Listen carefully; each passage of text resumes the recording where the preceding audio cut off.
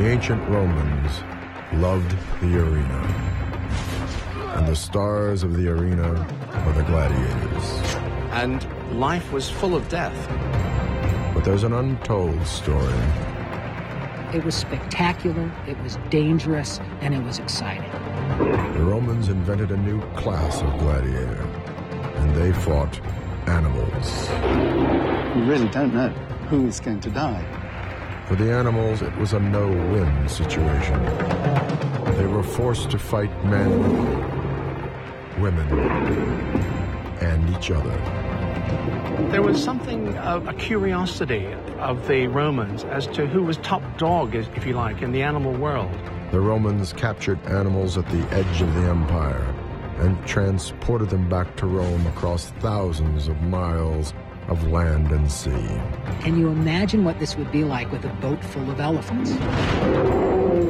Prepare to journey back to a time when animals lived in fear. The Romans were downright unsympathetic to animals.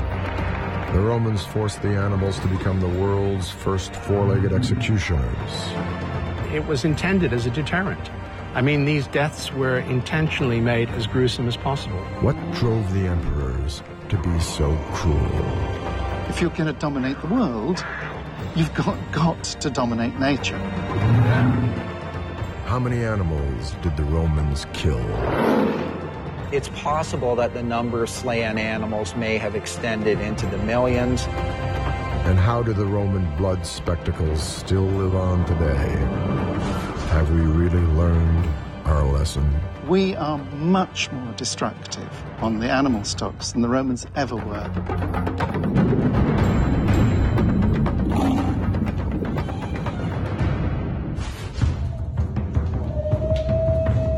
This bear is about to die. For the past several months, ever since his capture in the land we now know as Scotland, he's been caged up in a space no bigger than a modern-day elevator. Next to him, a Barbary lion, caught in Morocco. His very existence as a species under direct challenge by the most powerful army in the world, the legions of Rome. Also under lock and key, a Bengal tiger, originally from India. These wild animals are spending their final hours in a basement.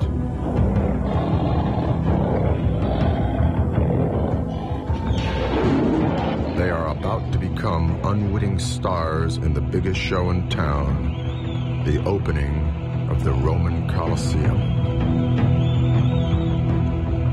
The Colosseum was the Superdome of its day. It allowed the Romans to put on spectacles, the likes of which we haven't seen until perhaps the modern Olympic opening ceremonies or the Super Bowl halftime show.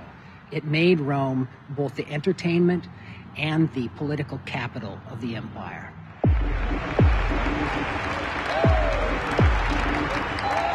The year is AD 80. The opening ceremony is being presided over by the Roman Emperor Titus. He was trying to state the preeminence of his dynasty, of his emperorship. He was trying to go one better than anyone before. 50,000 people, possibly more, filled the stands. It's a packed house. This is the hottest ticket in town. You had a fantastic bird's-eye view from up there on the stands. It's very, very steep, the Colosseum, 4 stories high. The crowds have come to see the best the empire has to offer. One of the main attractions, this man.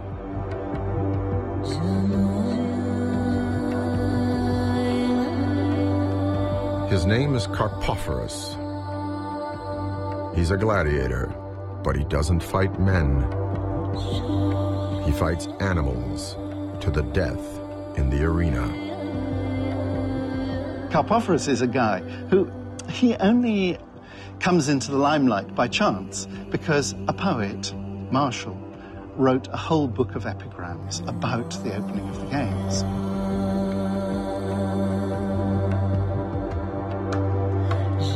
He names Carpophorus as the guy who beat all records. He killed the best number of animals ever. He killed the most animals on a day. He was the strongest and bravest. Carpophorus was a superstar among Venatores, and he was something of a darling with the crowds, had a big reputation and a big reputation to live up to. But it's unlikely that Carpophorus ended up fighting animals because he wanted to. More likely, he was forced into the trade. I think you have to assume that Carpophorus comes from, let's call it, a very humble social background. He could easily be an ex-slave, he could easily be a war captive. Obviously, it's a very dangerous trade with a limited life expectancy.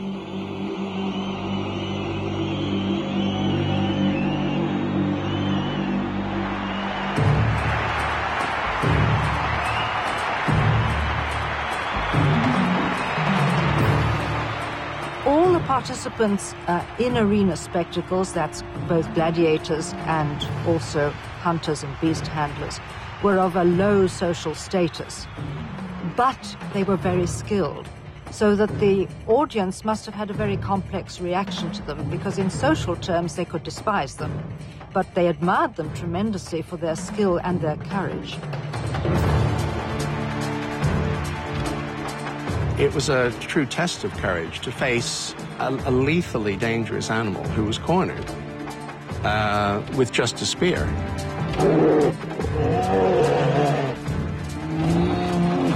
But what animal would Carpophorus do battle with today? Would it be the Caledonian bear, the Barbary lion, the Bengal tiger, or some other exotic? I doubt that the spectators in the Colosseum would know beforehand what specific animals Carpophorus was going to fight on any one occasion. Not knowing what animals would come forth to battle Carpophorus would add, of course, to the excitement of his exploits in the arena. A trapdoor would have opened, and a handler would have probably used burning straw to drive the animal out into the Colosseum, where Carpophorus would be waiting.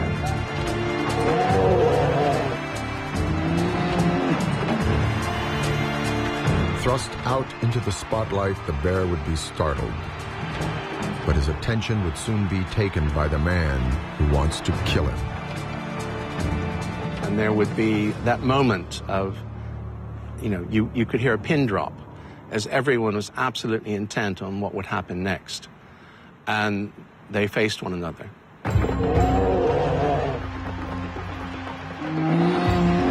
Seeing someone face death and a deadly combatant skillfully and bravely was, for the Romans, what the Games in some ways were all about.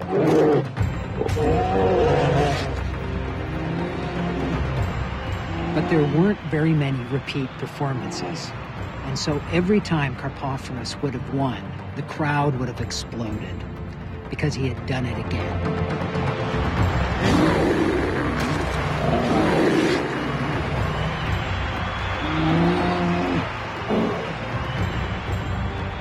Well, nowadays people still hunt animals for sport, and we have inhibitions in the sense that we are aware of animal rights and that kind of thing. The Romans had no sensitivity to a notion of animal rights.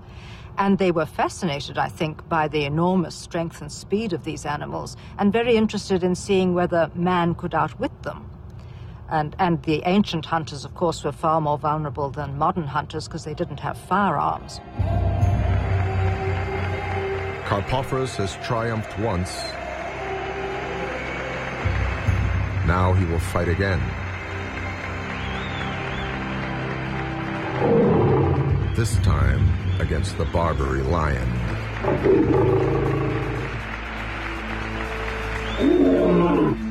I think it's absolutely certain that Carpophorus was fighting the animals close up. hand-to-hand combat in the sense of a man attacking a lion with his hands, I think is inconceivable. It would be so dangerous. But obviously he has a weapon at every point.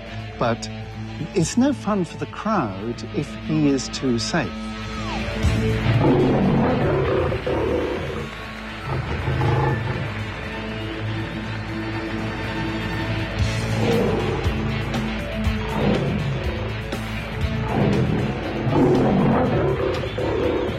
Just like in a bullfight, the riveting moment is as the bull gets closer and closer and closer, and you dance around the bull in its dying moments, and it's that feeling of proximity that is so scary, and you really don't know who is going to die.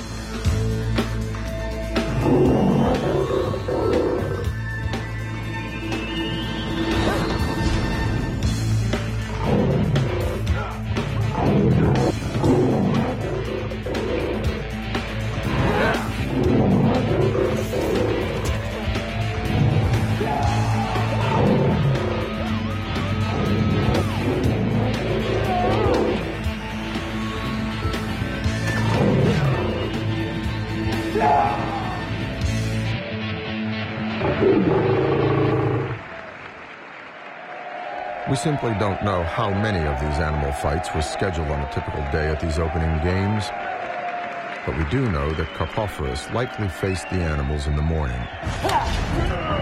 Top killing was reserved for the gladiators in the afternoon, man on man. They were the capstone, the climax, the big finish.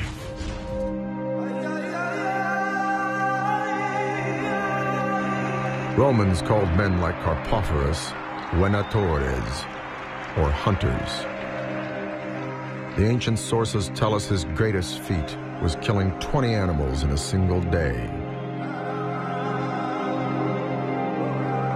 His next opponent, a leopard.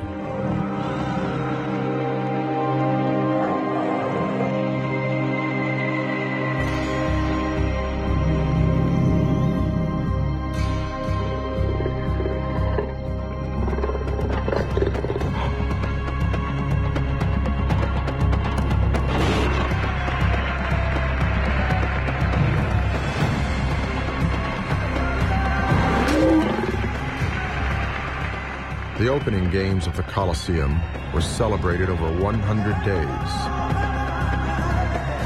By the end of it, 9,000 animals will be dead. That's an average of 90 animals killed every day.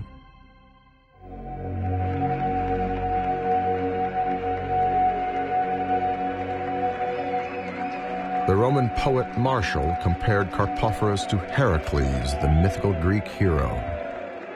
But the ultimate fate of Carpophorus remains a mystery. Because of his evident fighting prowess in the arena, it's possible that at some point after the Colosseum Games, Carpophorus was able to retire from the arena.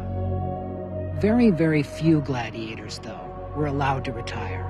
The best that most could hope for was an honorable death and perhaps a chance at a decent burial. And so Carpophorus, it's likely that he met his own death facing the animals that he was forced to fight. And in this way, Carpophorus in some ways is like the animals themselves. Both are untamed species that have to be cleansed from the empire, and both do it by fighting each other. There was a time when the Romans didn't need to see animals killed in order to appreciate them. Hundreds of years before the Colosseum was even built, enthralled crowds were spellbound by a triumphant march of elephants at the Circus Maximus. What made the Romans turn the corner from spectators to killers?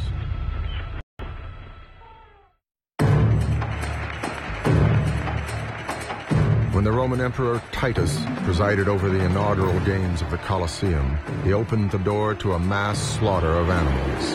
In the first 100 days alone, 9,000 animals were slaughtered. That's 90 animals killed every day. Seeing men and animals in combat gave the Romans an opportunity to see nature in action and to evaluate whether raw nature could outdo human wit and skill. The killing went on for some 700 years. Experts aren't clear on the exact animal body count, but even conservative estimates are staggering. We're clearly talking about many tens of thousands, I would say many hundreds of thousands, and probably millions of animals killed.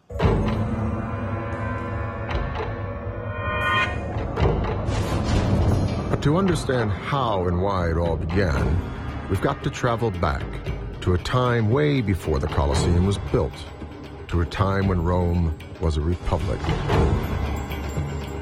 The Republic was a time when the games really came together, and they were formed out of public rituals and processions and executions that Roman nobles were responsible for putting on for the state and to advance their own prestige.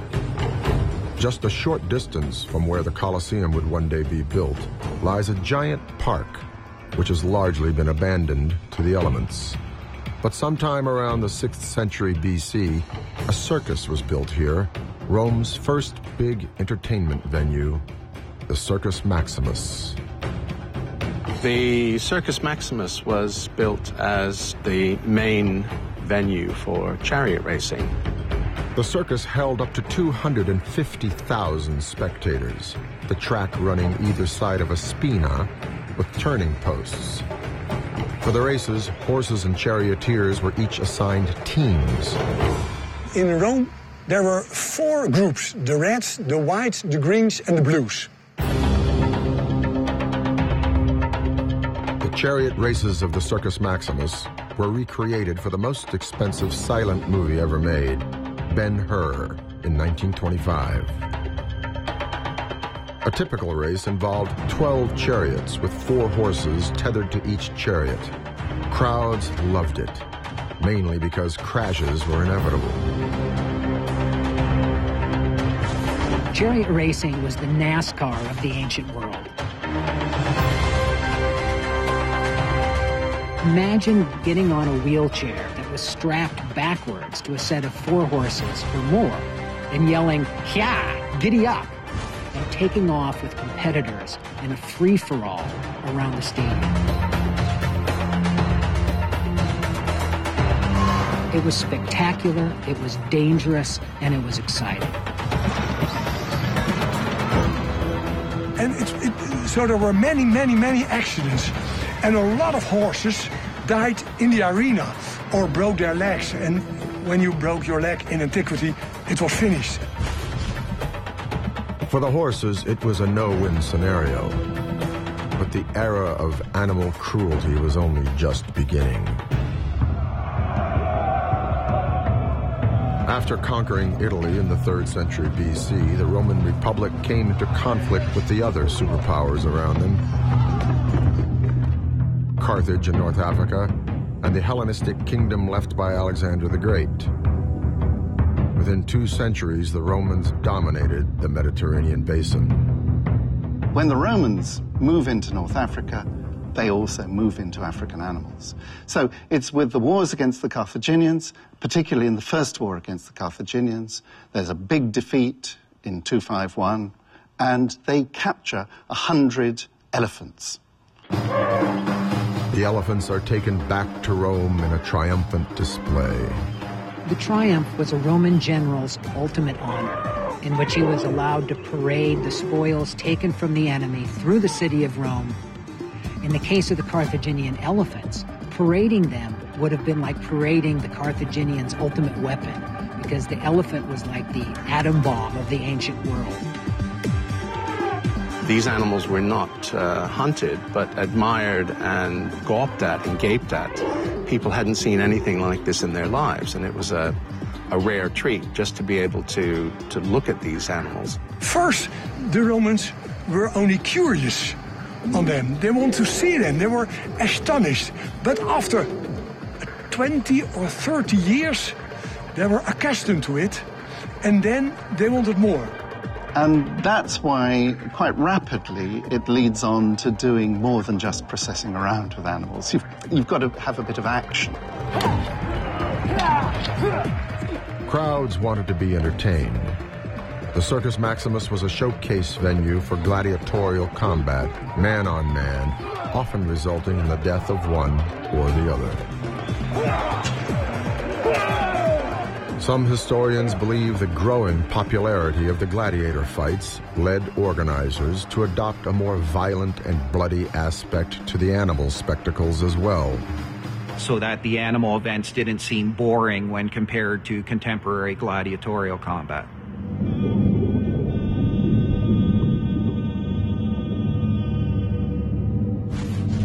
The first major animal hunts, or venationes, were staged by Pompey the Great, who at that time was preeminent in the Roman world. I mean, he bestrode the Roman world like a colossus.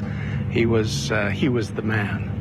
And to show that he was going to go all out, no expense spared, all the stops pulled out to impress. One of Pompey's major trump cards was to release no less than 600 lions and 400 leopards into the arena all at once. Then they were picked off by Rome's finest hunters, or venatores. For the Romans, these hunts were primarily about taming nature. They're surrounded by this wild, untamed world with horrendous wild animals in it. They're bringing mildness, tameness, civilization to that world of nature. And the Roman society was a warrior society. It was based upon the Roman army. They weren't squeamish about this. They expected their soldiers to be used to the sight of blood and not to go squeamish about it. And life was full of death.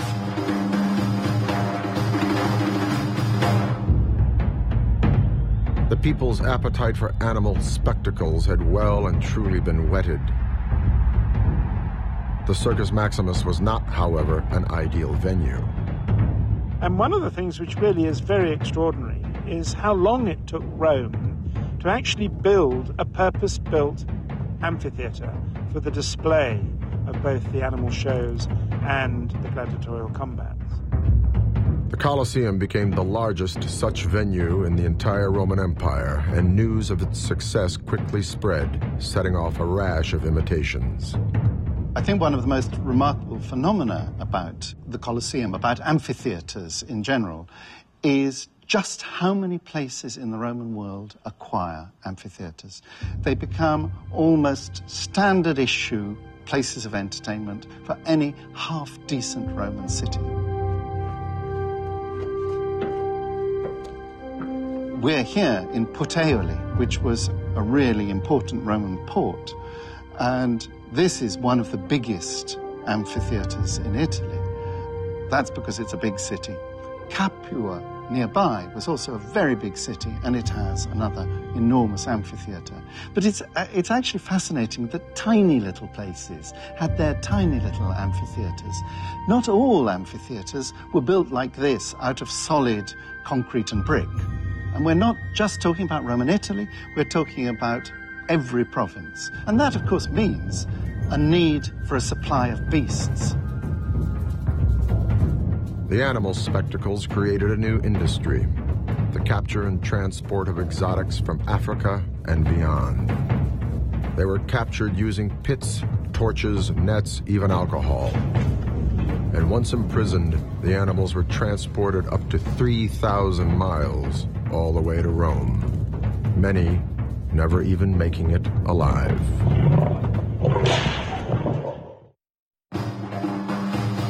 When Pompey the Great ordered the slaughter of over 1,000 animals in the Circus Maximus,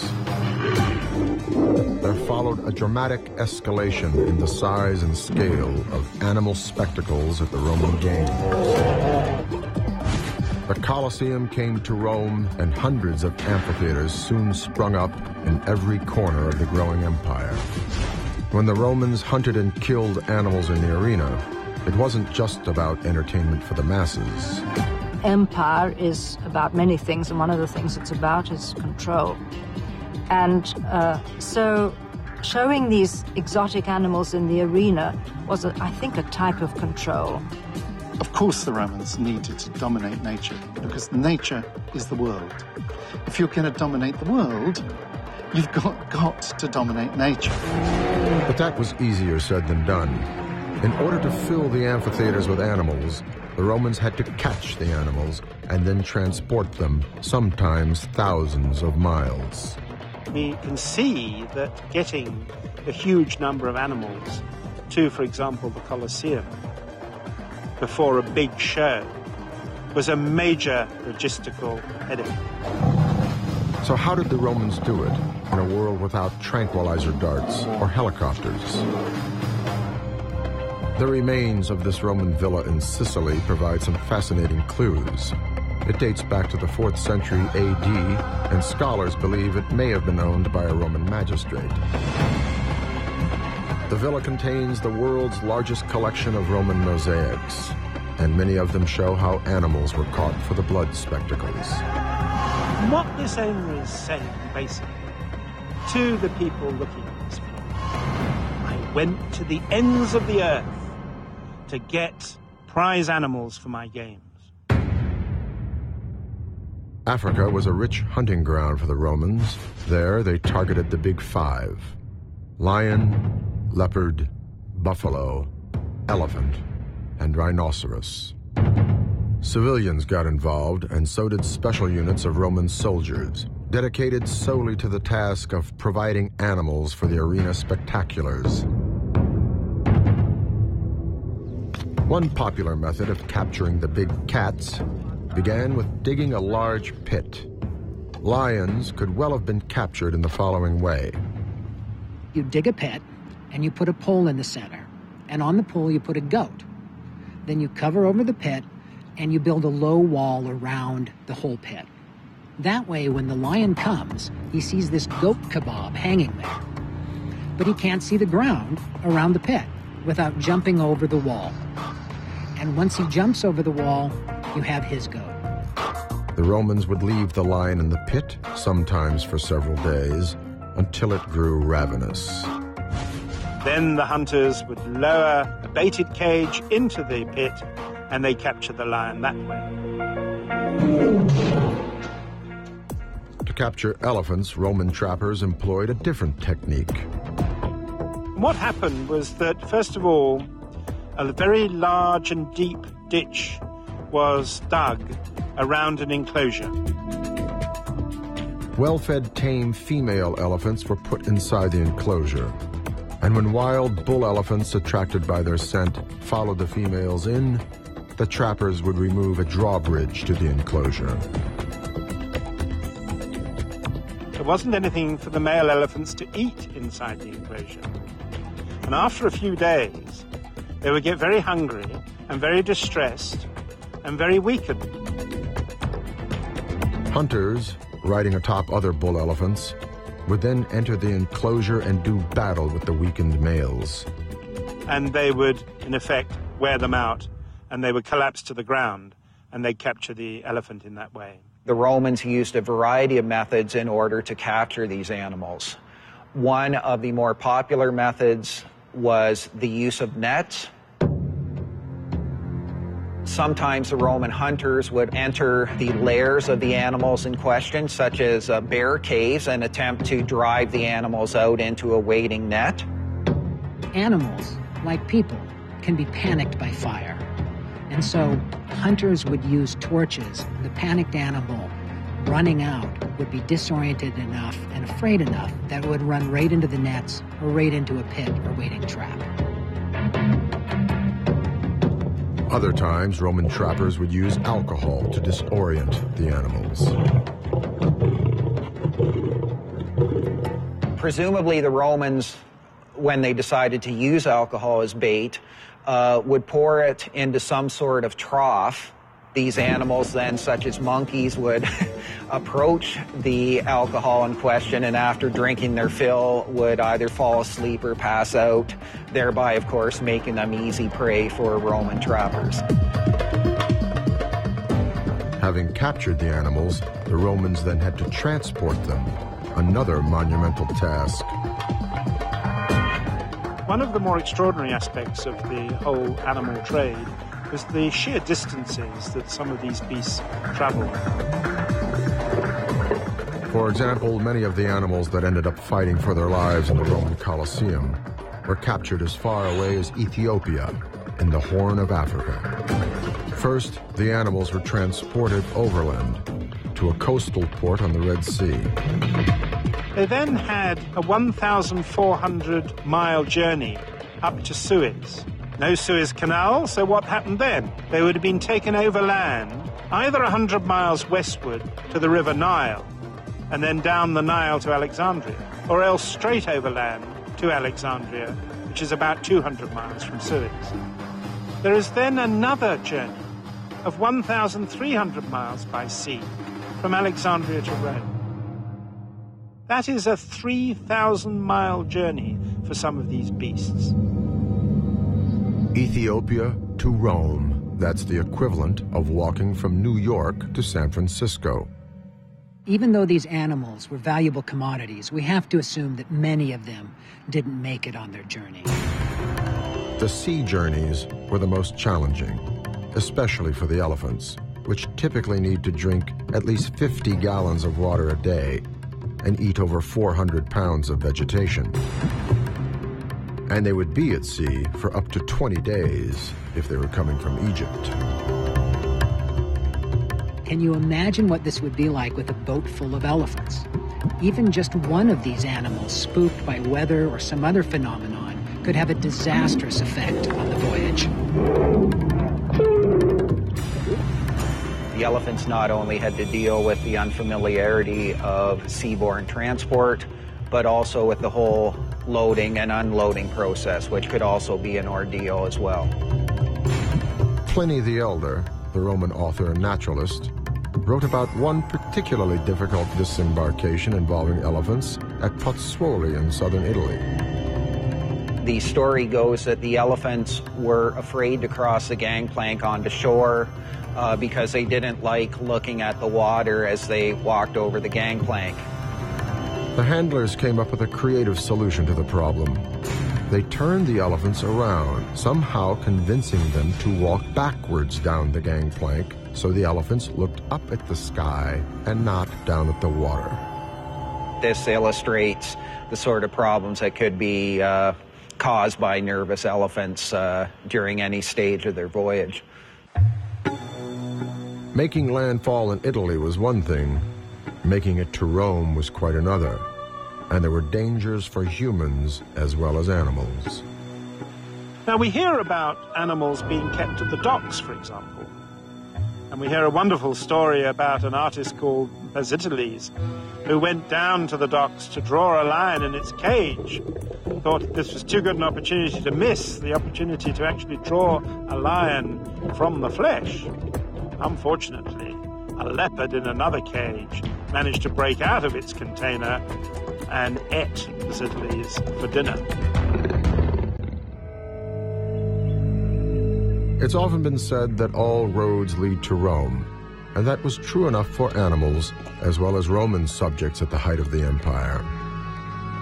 By the time the animals arrived in the ancient capital, they were tired, sick, often close to death. And it was very important, especially if they'd had a long sea journey, that they were nursed back to full strength. The populace didn't want to see emaciated, miserable, scrawny-looking beasts. They wanted to see them in prime condition. So the Romans established semi-rural animal enclosures, or vivaria, in and around the capital. Presumably the animals would have been let out of their cage, but clearly if there were different species of animals, they couldn't all be left in the same enclosure, so there must have been a series of different paddocks. This was the only true bright spot in the animals' journey, the one time since being captured that they might have been treated with respect and allowed some freedom of movement. Soon as the spectacle approached, the numbers would swell and the animals would then be crated up and shipped off to the dark and dank world of the Hypogeum, directly under the Colosseum floor. For the animals, a much deadlier game awaited. The Hypogeum, or basement, was their final staging post. Here they would be roughly shoved into cages, hoisted up, and released via a ramp into the arena. The animals were just moments from certain death.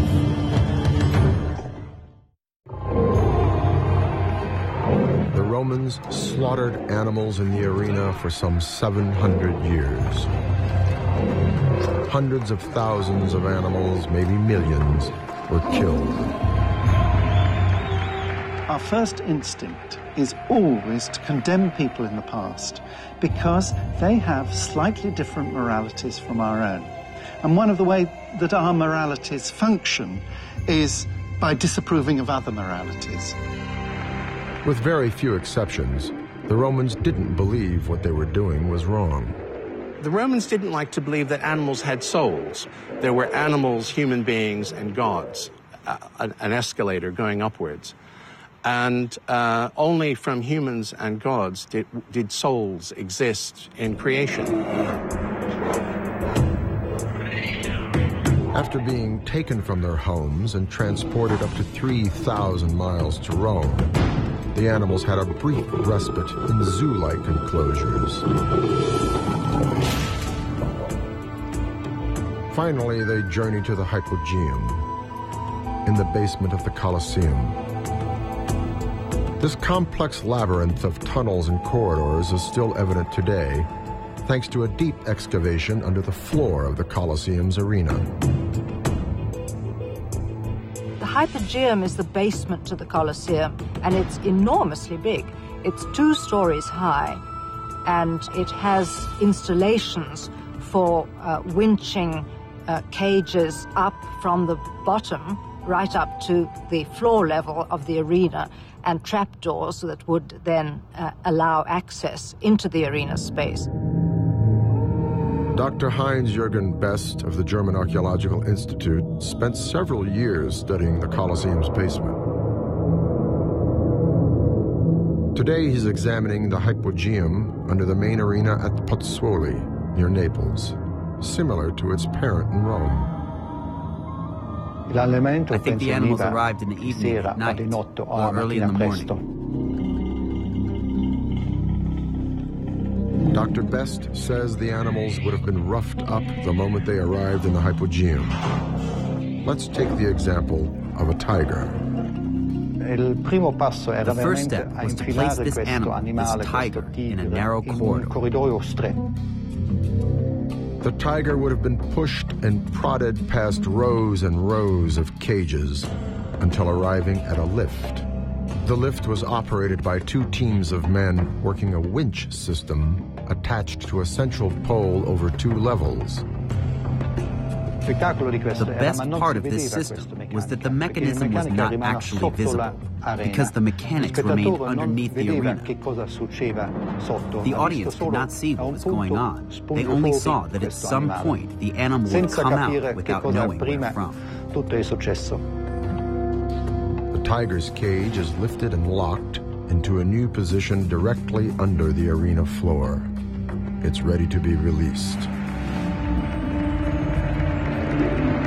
Meanwhile, upstairs, the emperor is presiding over the day's entertainment. When the tiger does emerge into the arena, there's little chance of it escaping up into the crowds. The walls of the arena are 13 feet high. In addition, there may also have been archers posted on the podium wall who, again, could have conceivably shot any animals who appeared to be getting too rambunctious or getting too close to the barricade. Records suggest no animals ever managed to climb up the walls and into the stands of the Colosseum.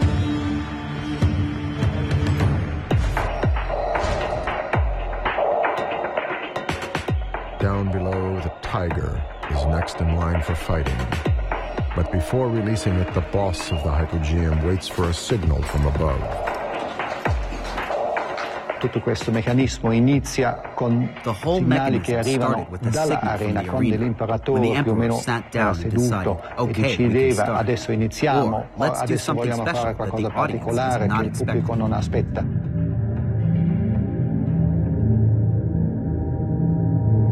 A group of Winatores wait patiently in the basement for the call-up. But they can rest easy for a little while longer yet. The organizers are aware that the Emperor likes surprises and have prepared accordingly. Little does the tiger know it, but he's about to encounter a new breed of animal fighter, ready to battle to the death.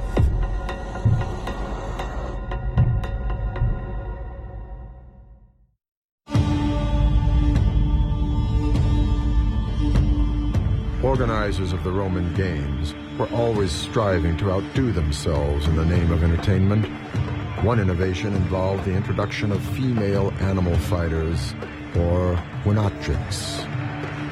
There's a little bit of evidence that women performed the role of hunters in the arena, and obviously were seen, I think, as very transgressive figures, because one doesn't expect to see women hunting dangerous animals. This Winatrix would likely have known she was about to fight a tiger, but the tiger would have no idea of what it was about to face. One aspect of the animal games which I think is important to bear in mind is that, okay, you've got your animal in his cage, the trapdoor is open, but what the animal faces is a barrage of sound reverberating around the arena. And that is terrifying for an animal. The animal wouldn't come out of its cage. It would stay in its cage. It would be terrified. And the only way to get it out of its cage would be to wave torches near it.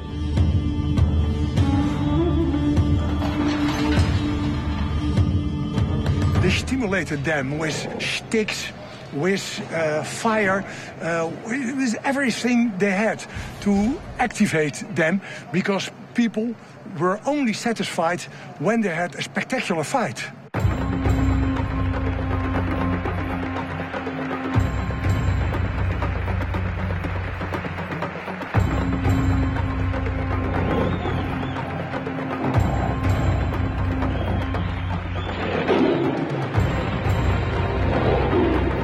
When she faced the big cat in the arena, the crowd would have faced this moment with anticipation. Here was this unusual hunter facing this deadly cat. How would she take it on? The Winatrix elects to play a waiting game with the tiger, hoping to draw it in rather than chase it.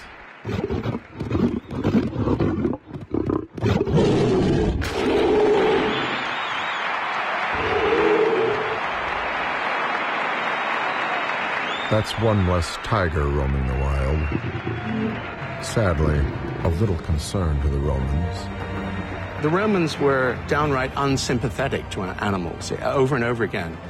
There's absolutely no compassion shown to animals. They were there to be exploited as either food or a source of entertainment for the populace.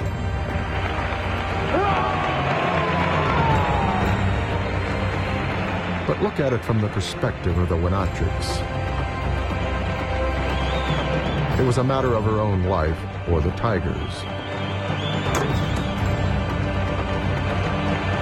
She was most likely trained at the same school as the male Winatores. We don't know very much about the training of the animal fighters in Rome or indeed anywhere else, but we do know that immediately east of the Colosseum there were a series of training schools. One of those schools was called the Ludus Matutinus, Latin for morning school, because the animal fighters always performed in the mornings. Here the Winatores in training received instruction in the best techniques to hunt and kill animals. Remember that the people who act as beast hunters are the lowliest of Romans. They suffer from a special condition called infamia. They're the infamous people. Rome's elite were mostly happy to view the games from the ringside seats. For any of them to cross the threshold and become a participant was seen as a betrayal of their class. So imagine their horror when one of their own made the switch. His name was Commodus.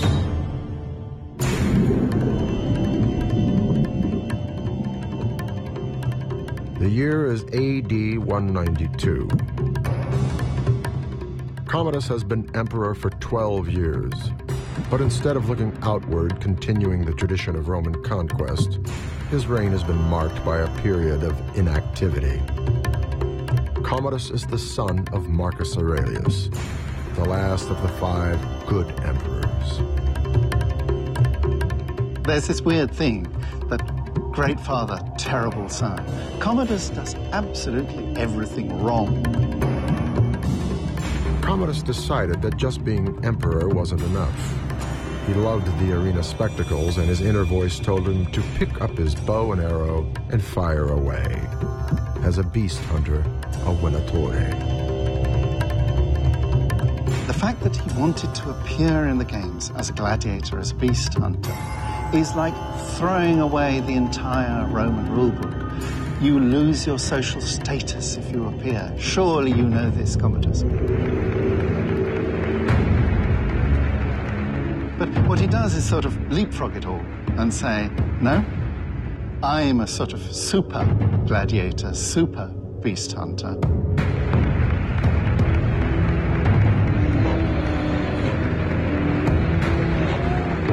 On one occasion, in one of his more famous animal-killing exploits, Commodus is credited with killing 100 bears on the floor of the Colosseum.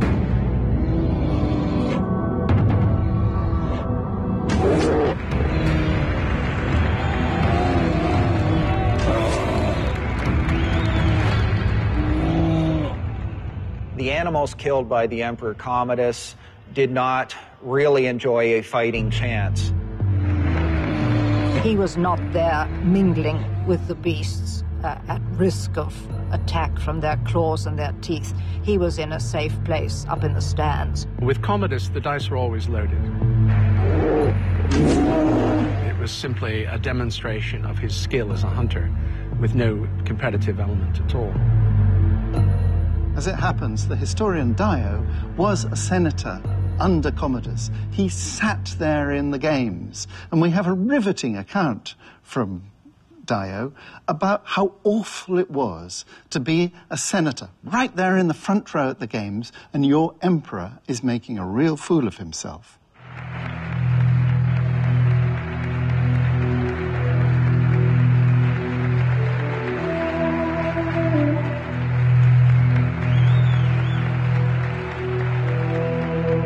For Commodus, killing animals was more than just a sport. He came to fancy himself as a reincarnation of Hercules. Commodus is very interested in associating himself with Hercules. And we do have the most amazing marble statue of him with the lion skin of Hercules over his head, a terrifying image of an emperor. And you have to remember, Hercules isn't just the greatest of all beast hunters, the man who killed the Nemean lion and the Hydra and so on and so on. Many of Hercules' labors were killing beasts. But he is the man who civilized the world. And that's what the emperor does. He tames the forces of nature. Commodus may have seen himself as a second Hercules, but the Roman aristocracy would have looked at this as an affront to Roman dignity. The emperor, after all, was the head of state, and this would be as if the president of the United States suddenly decided that being a part of pro wrestling was more important than governing. Commodus's actions, and the fact that he seemed to be proud of this, was simply intolerable. Whenever Emperor Commodus got down into the arena itself, it wasn't to fight the animals that could kill him. Instead, he targeted the harmless, the defenseless, like ostriches. And Commodus, he had various tricks, the most absurd of which is shooting the heads off ostriches on the run with a special kind of arrow with a semicircular end. Dio recounts very vividly how, on one occasion, Commodus has managed to decapitate an ostrich, and he takes the ostrich and he turns to the rows of senators with a great grin on his face and, look what I bagged. But, of course, the senators read it as a very different kind of message. This could be you, mates. But they're also struck by the absurdity of the situation. And in Dio's account, hilarious laughter comes over them, and they don't know what to do, because, of course, if they laugh at the emperor, there with a dripping head of an ostrich in front of them, they're all for the chop. And Dio says, I was the hero of the occasion. I realized how to stop giggling. And I took a laurel leaf from my crown I was wearing, and I started chewing the laurel leaf. It's an early form of chewing gum. And so we escaped. We didn't laugh at the emperor to his face. Ultimately, however, the senators, and indirectly the animals, got their revenge. Commodus met his end at the hands of those closest to him, who had lost all confidence in him. They paid off his gym teacher, a guy by the name of Narcissus, to strangle him. And as soon as he was dead, the Senate and the people went on a rampage to eliminate any trace of Commodus from memory. For the animals, much more bloodshed was still to come. The Roman spectacles played host to another equally cruel sport: animals forced to fight each other. And far from being given a decent burial, the losing animal often ended up on someone's dinner table.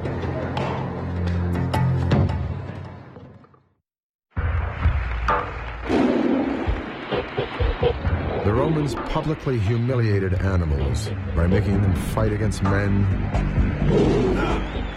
women, and even emperors in the arena for hundreds of years. And the challenge for each new emperor was to go one better than his predecessor, to make his games the best ever. People like to think in terms of what's the typical venatio, what's the typical thing to put on. But in a sense, that was exactly what they didn't want. They wanted surprise for the audience. So you have to wow the audience each time. It's early morning in the Colosseum. The crowd is settling in for another big day of games. The climax will come with bloody gladiatorial bouts in the afternoon. A program of a day of killing and murdering. We can't imagine. A program of 6 hours of killing. Mornings are reserved for the animals, and the organizers are out to impress. They want to open the show with something so shocking that no one can take their eyes off it. Today, a tiger will fight a black panther to the death.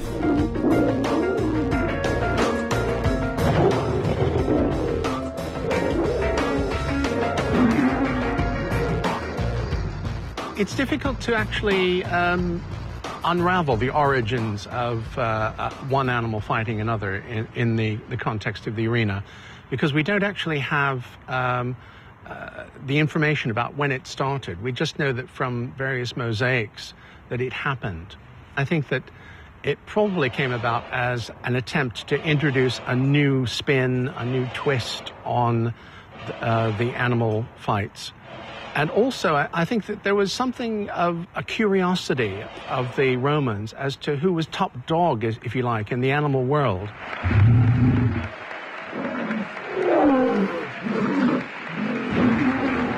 The Romans were aware that there were enmities in nature and that the animals were territorial, and so they would have attacked animals that threatened their habitat.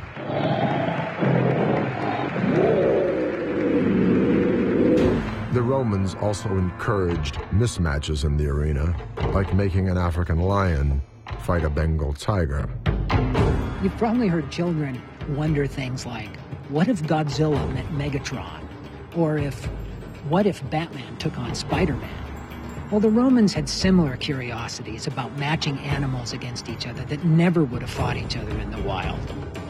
People wanted these fightings. They asked the organization that there should be wild animals, the king of the desert, the king of the forest, to fight. It was a big event when a lion fought against a bear, or a bear to a tiger. It was a very hard fighting. In the games of Titus, a rhino was pitted against both a bull and a bear. And the rhino had to be goaded into fighting both of them. It's possible the Romans used something like this, a flaming arrow or dart, to arouse the anger of the rhino. Once it was enraged enough to fight, it fought very successfully indeed.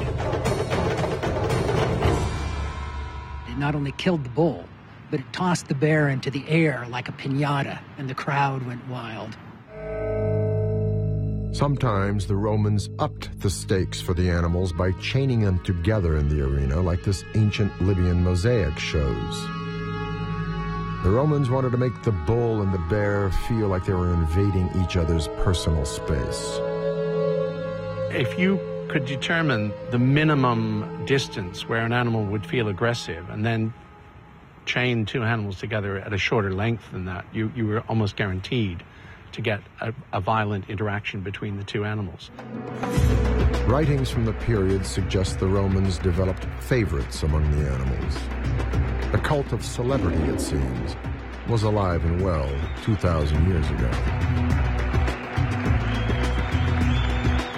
Statius records one particular celebrity animal in his poetry. Now, this animal, a lion, died quite unexpectedly in the arena after having been pitted against evidently a much weaker animal. It was as if a favorite gladiator had been killed by an unknown. The poet Statius tells us that the emperor, the senate, and even the people were saddened by the loss of this lion, as if it was a popular personality. Whatever attachments they may have felt, the Romans had to face the practicalities of what to do with all the animals who didn't make it out of the arena alive. We know that on some occasions, at least, the dead animals in the arena would be butchered, and the arena meat, so to speak, would be distributed to the Roman populace in a sort of communal banquet after the spectacle in question. This was another way, of course, for the spectacle organizer to gain further popularity among the spectators by granting them this free gift of meat. The average Roman didn't have a great deal of meat in the diet. It was mainly a kind of a porridge with veg and, that was kept on the boil 24/7. And new things were chucked into the pot, and it must have been a great relief to have a bit of meat. Some got a hare, another a part of a lion or a part of a bear. And that's my opinion, because it was very good meat. The Romans also had their hands full cleaning the floor of the arena. With so many animals slain each day, blood was a constant companion. At the end of the day, the arena would need to be cleansed. The blood and the gore would be carted away or washed off into the sluices that ran underneath the arena, and fresh sand would be added, so that the next day the arena could stand clean and ready for a new day of entertainment. The Romans had yet more surprises in store for the animals of the arena. They unwittingly became the world's first four-legged executioners, forced into attacking Rome's enemies, including Christians.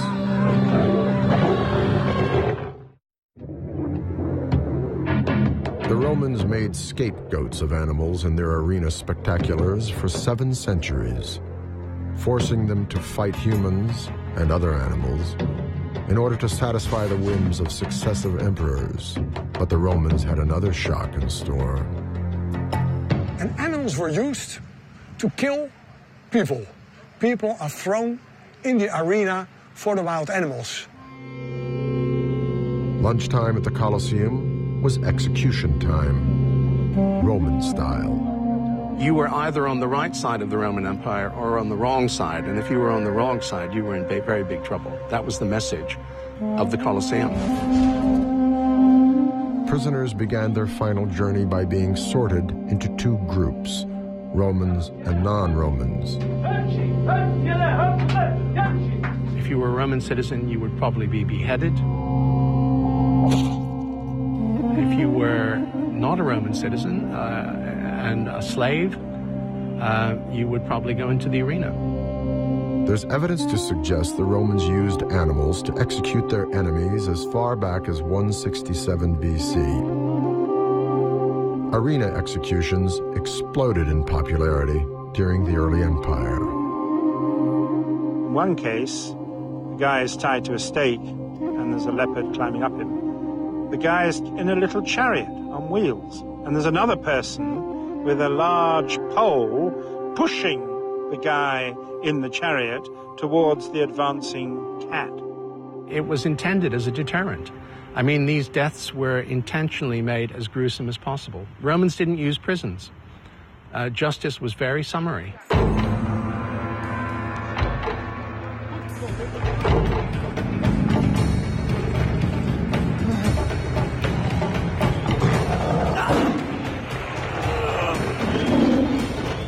That becomes, from the 2nd century AD onwards, simply a standard form of punishment and a standard form of entertainment. And that's the context in which Christians get thrown to the lions. Today, Christianity is the Western world's largest religion.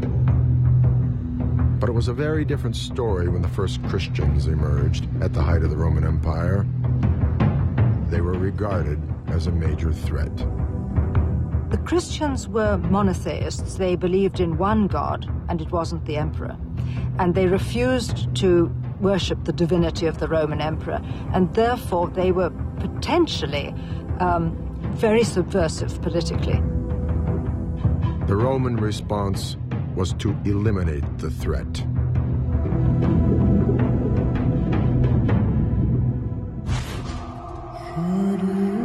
The most well-known case of a Christian being thrown to the lions is that of St. Ignatius, the Bishop of Antioch. He was arrested and brought to Rome to die in the arena.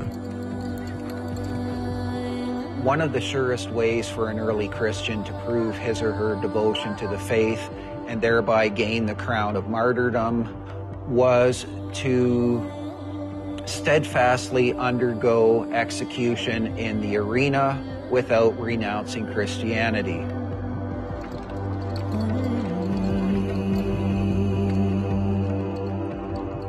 In a series of letters to the Romans before his death, St. Ignatius expresses the hope that he'll excite the animals in the arena, so they will eat him in the shortest possible time. When St. Ignatius says he hopes the animals will make short work of him, that of course reflects the extreme terror and difficulty of all these executions. It's hard to get the animals to attack. There they are in front of a crowd of thousands, tens of thousands of people making an enormous row. And they've been abused, their capture has been brutal, they've been shipped across the sea, they've felt seasick for days. It's an all too familiar scenario. Using torches or hot pokers, the Romans would inflame the animal until such time it snapped.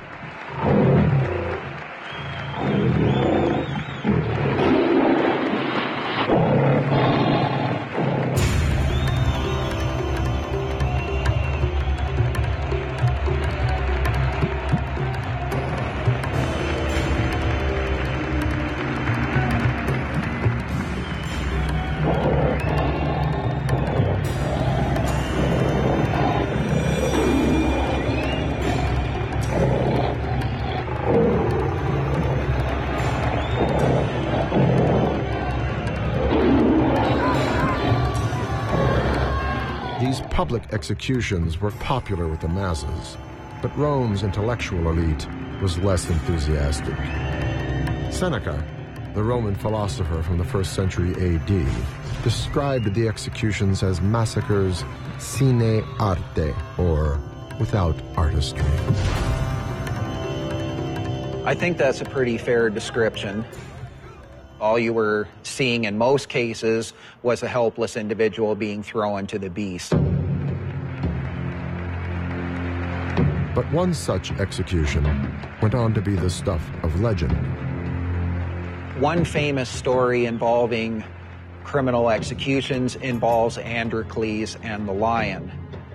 This individual, an escaped slave, was subsequently captured and condemned to be killed by a lion in the arena.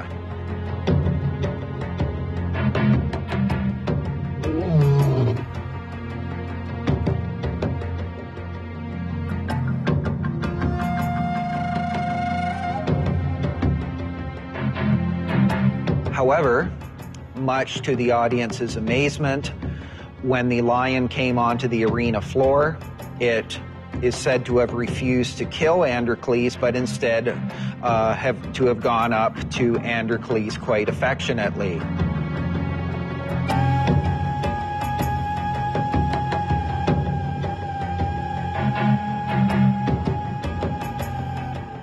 The emperor is outraged. He orders a leopard into the arena to finish the job. But the lion turns on the leopard and kills it.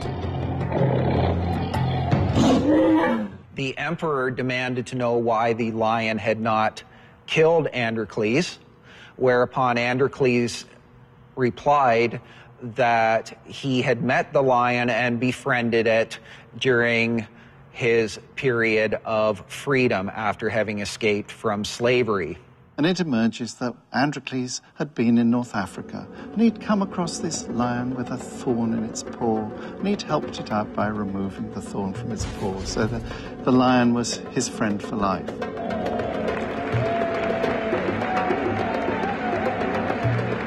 The audience, we are told, was so impressed by this story that they demanded that Androcles be set free.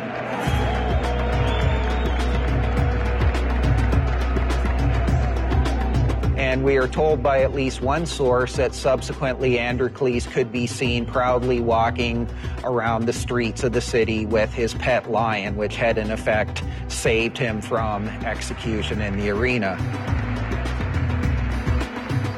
One of the things the Androcles story illustrates is a storyline which we like very much, that sort of sympathy between human beings and animals. And it is there in antiquity too. It's not nearly so pronounced. The storyline they favor is animals as wild, terrifying beasts. But they also like to see the flip side of animals as potentially our friends. That particular sympathy was first demonstrated in a very public way at the Circus Maximus during Pompey's games of 55 BC.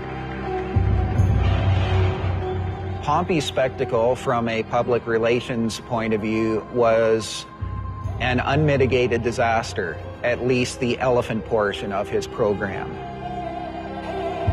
Pompey drew praise for an audacious hunt where over 1,000 lions and leopards were killed by Rome's finest Venatores. However, he lost the support of the crowd when his finale, a big hunt involving 18 elephants, backfired.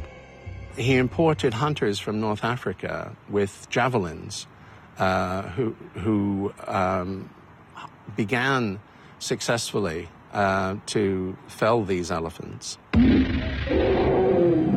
One elephant was killed instantly when a javelin penetrated below its eye. Elephants are very intelligent and very social creatures. What's more, to get these elephants into the amphitheater, they had to trust people to some degree. And so when these same people turned on them, they must have stunned the animals. And it's no wonder then that they both seem to have appealed to the crowd and to have fought back against their attackers to protect their own kind.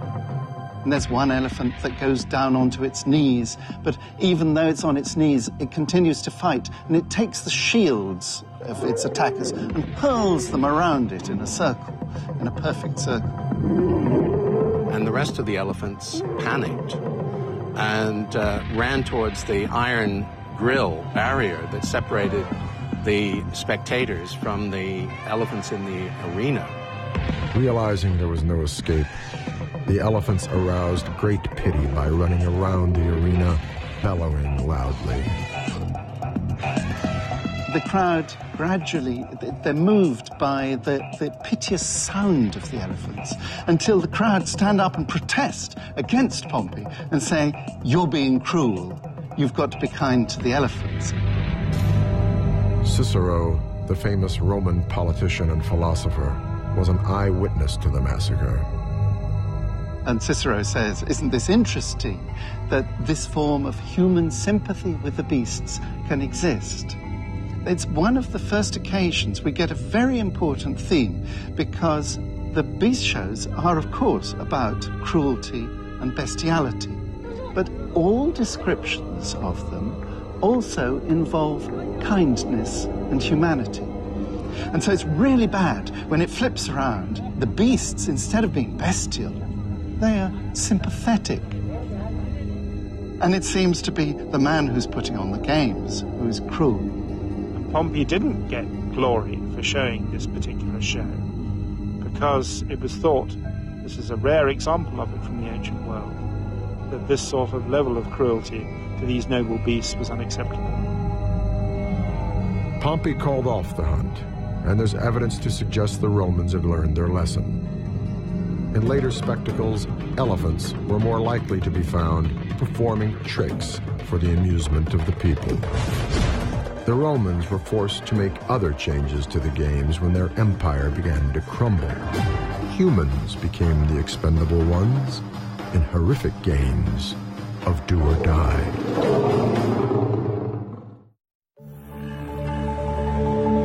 The Roman blood spectacles caused untold damage to the animals of the ancient world.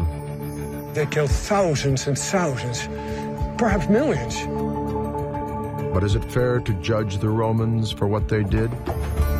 The attitude towards animals, which people in the West are used to, is really only something which came about in the 19th century with the formation of societies for the prevention of cruelty towards animals in the United States, in Northern Europe, and so on. But that is an attitude that would not have been understood by the ancient Romans. The idea that animals were something you could be sentimental towards. The only time the Romans really questioned the slaughter was when they themselves came under attack.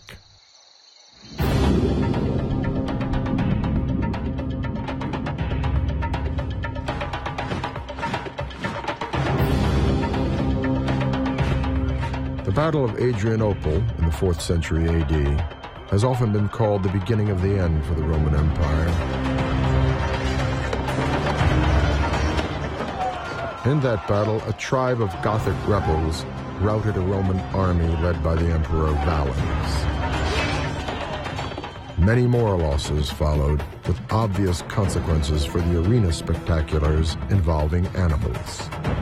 As the Roman Empire shrank, and as more and more territory fell under barbarian control, fewer and fewer animals were available for the Romans to procure for their spectacles.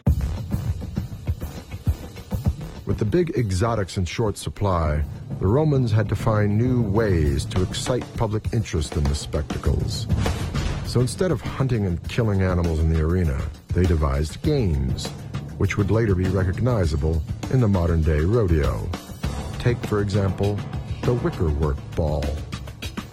The idea here was that the performer would climb into these balls, and the ball would then be batted around by an enraged animal on the arena floor. Now, as one can imagine, undoubtedly there must have occasionally been mishaps with this particular contraption.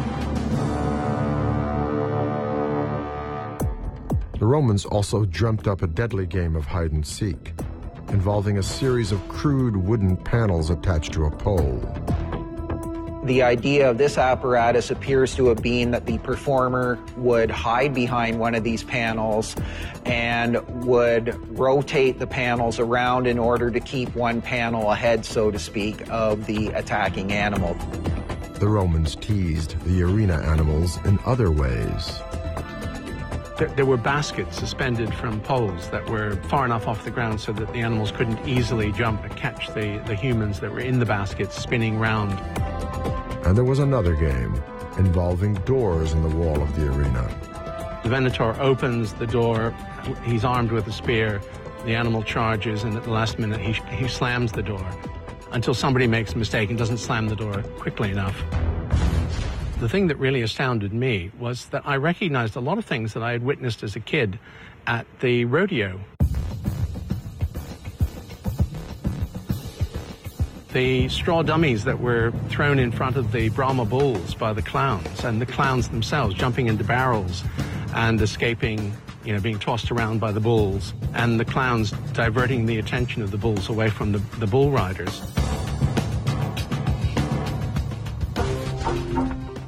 The Romans were also circus pioneers. Anyone who's been under the big top would have seen elephants taking center stage with their amazing acrobatic skills. Not so long ago, they still called this entertainment. Now a lot of people recognize it as animal cruelty. Records suggest that elephants played a prominent role in many of the Roman games. We hear about incredible feats of animal training. There's a story of elephants who were actually trained to recline on couches and daintily consume food as if they were humans at a cena, an evening meal in Rome, which vastly amused the spectators. These circus acts were the last big hurrah for the Roman games. After 700 years of wholesale slaughter, the last recorded venationes occurred in the 6th century AD. We'll never know how many animals had died by then.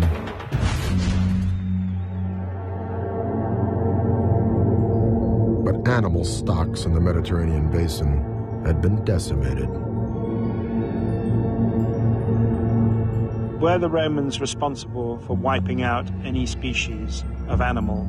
We know about certain types of animal disappearing from certain parts of the ancient Mediterranean world. Elephants that used to be available on the north coast of Africa, the hippopotamus disappeared from Egypt before the end of the 4th century AD. The way the Romans displayed animals in the empire has some very interesting ramifications today, and one of them is the change that was caused ecologically to North Africa in terms of ridding that part of the world of several species. But the Romans didn't have the ecological sensitivity that we gradually are acquiring today, and didn't realize that they'd actually changed the planet for good. Atlas bears used to range freely in northern Africa from Libya to Morocco. The Romans had an enormous impact on these bears, but didn't kill them all. A modern-day hunter picked off the last one in the late 19th century. And then there's the case of the Barbary or Atlas lion, formerly a subspecies native to North Africa and hunted down mercilessly by the Romans for their spectacles. The last wild Barbary lion was shot by a poacher in Morocco in the last century. It's true that one particular type of lion, which we call the Barbary lion, is now extinct. But it's actually our civilization that's managed to extinguish the Barbary lion, not the Romans. We are much more destructive on the animal stocks than the Romans ever were. And it's not just hunting, it's global warming, it's the whole transformation of the globe. I think that's one of the most important things you learn from looking at the past. Our generation is causing damage on a completely new scale.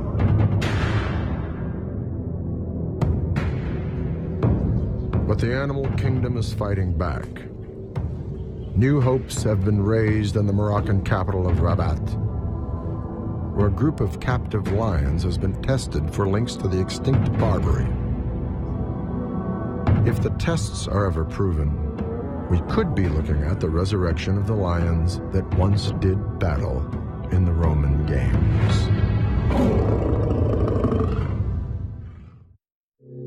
The Roman Games had a massive impact on wildlife in the Mediterranean basin. Barbary, or Atlas lions, a North African subspecies, were prized catches for the blood spectacles. Who knows how many ended up dead on the floor of the arena. However, it's believed the last wild Barbary was not killed until the 20th century in Morocco. Now there are new hopes of resurrecting this lost subspecies. Rabat Zoo is home to many captive animals, including elephants, hippos, chimpanzees, and some very special lions. In fact, the zoo was established to house these lions. They were a gift of the Moroccan king, and people here believe that they are descended from the original Barbary or Atlas lion that used to roam the Atlas Mountains in Morocco. The highest peak of these mountains has an elevation of over 13,000 feet. Because it's in the Atlas, where it's snow, it's cold, it's freezing, they have a thick mane. It's a kind of king of the Atlas Mountains. And he was proud, and he was very aggressive.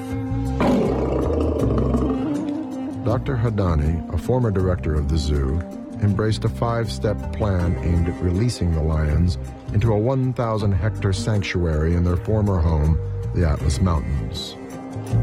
The plan was called Project Barbary, and the first step was undertaking a study to establish whether the royal lions were indeed Barbaries.